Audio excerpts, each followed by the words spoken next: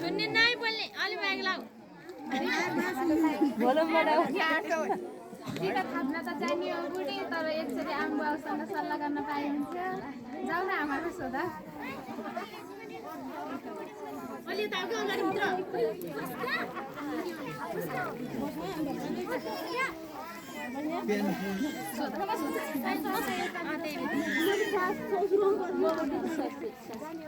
बस बस बस्नु गर गोबर गएर सोर पछि सबै परिवारले लिएपछि सल्लाह गरेर पठाउला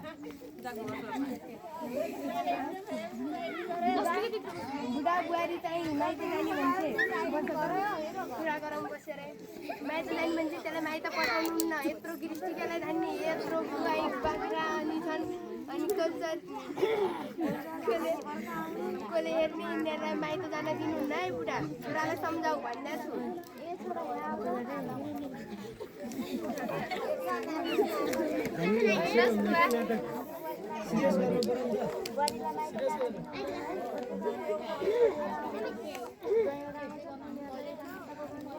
सुन यस्तै गर्छ टिका नथापेको पनि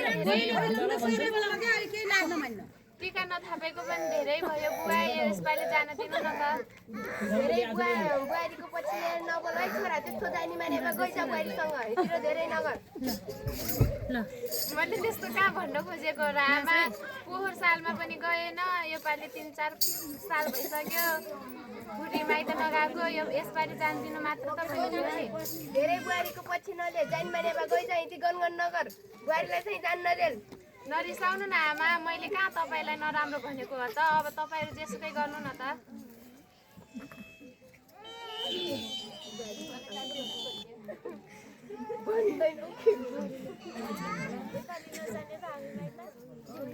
आमा बुवाले त नजाने भन्ने राख्नु भएको छ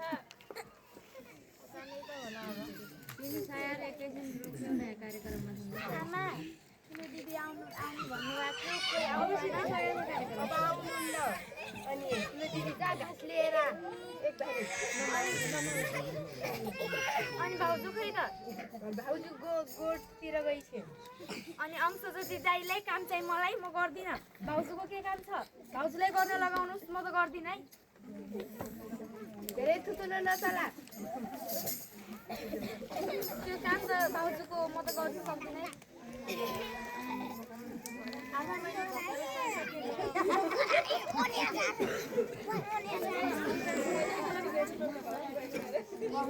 भर्खर सोधिसकेँ गएर घाँस लिएर आऊ टिकाको दिन पनि नजिक आइसक्यो बुढा छोरीलाई चाहिँ लिन जान पठाउनु पर्छ है बोलाऊ त छोरालाई छोरा यहाँ आऊ त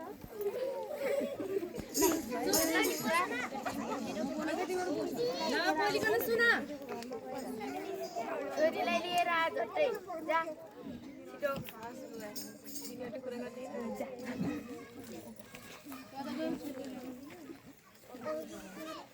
सुन्नु न आमा दसैँ पनि नजिकै आउँदैछ माइतीतिर जाने त होला नि है जाऊ छोरी जाऊ हाम्रा पनि छोरी आउँछन् तिमी पनि जाऊ आफ्नो माइततिर के कुसरी लाग्छन् कुसरी लग बनाएर ऐ बुढा बाटोमा खर्चिदेऊ त कति छ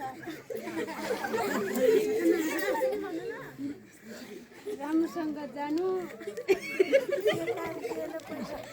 भाइको पर्दैन नजिकै त छ म गइहाल्छु लौ न लौ बाटोमा खर्चिदिएको आशिष पनि राख्दैनौ तिमी अरू आएछ भने आफू आइदियो त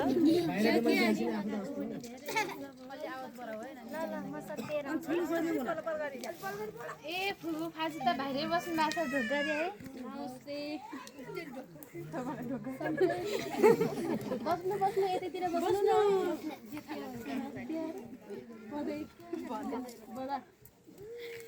बुहारीलाई लिन आउनु भएको होला हजुर फाजु दसैँ पनि नजिकै आइसक्यो उता आमा बुवाले बहिनीलाई लिने भनेर पठाउनु भएको छ हो अहिले कपडा फेर्न गएकी छिन् अहिले आएपछि लग्नु केही नास्ता पानी खाने नै केही भोक लागेको छैन भर्खर खाएर हिँडेको म उता सम्झिने सबै सन्चै हुनुहुन्छ हजुर उता त सन्चै हुनुहुन्छ यता के कस्तो छ उता पनि सबै ए दाइ पो आउनु भएको रहेछ खै ढोके बाँकीमा अनि के गर्नुहुन्छ माइततिर त सबै ठिकै छ बहिनी, म त तँलाई लिन आएको हुँ। कहाँ फुपूले सत्तिँदै छ भन्नुहुन्थ्यो, हिँड माइततिर जाउँ।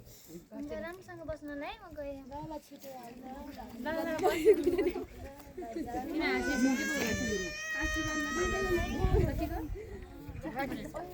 दिदी आउनुभएछ खै हालिदिनु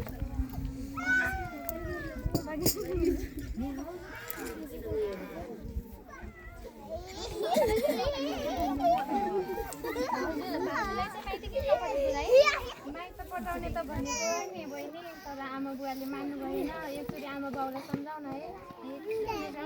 कुरा गर्ने सबै बसेर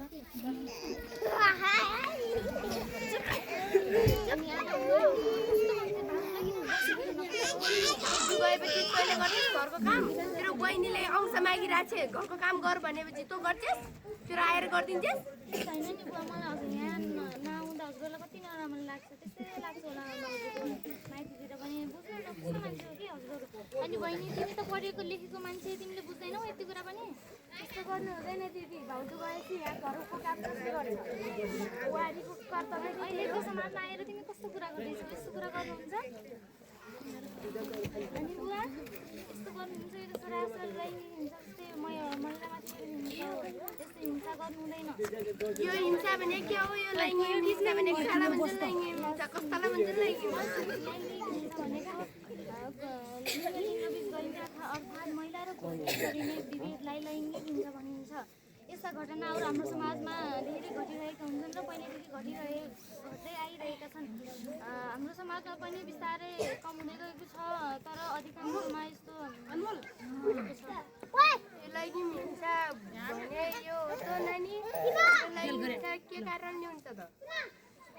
यसको पछाडि धेरै कुराहरू छन् दाइजो। प्रथा, अन्धविश्वास, चेतनाको कमीले पनि धेरै यस्तो समस्याहरू आइरहेका छन्। ए हो र छोरी, यसको समाधानको उपाय पनि बताइदेऊ त हामीलाई। यसको समाधानका लागि हामीहरू सबै एकजुट भएर लड्नुपर्छ। हामीले आफ्नो लागि आफैले गर्नुपर्छ। समाजमा जनचेतनामूलक काम गर्ने यस्तै नाटक जस्ता विभिन्न माध्यमबाट जनचेतना फैलाउने, यस्तो महिला हिंसा गर्न नदिने र आफूले पनि नगर्ने गर्नुपर्दछ। यो गरेमा के हुनुपर्छ त नानी? यो गरेमा धेरै हुन्छ। कानुनी रूपमा सजाय आफ्नो काम अनुसार सजाय हुन्छ। जेल अर्थात् जरिवाना र दुवै दण्ड सजाय हुने गर्छ कसैलाई। बुहारी आऊ त र हामीलाई माफ गरिदियो है, हामीले पुरै गुण सक्दैनौँ। ल जाऊ माइत, राम्रोसँग जाऊ। बाटोमा जा छोरा पुरै खेल्दै दे बुहारीलाई।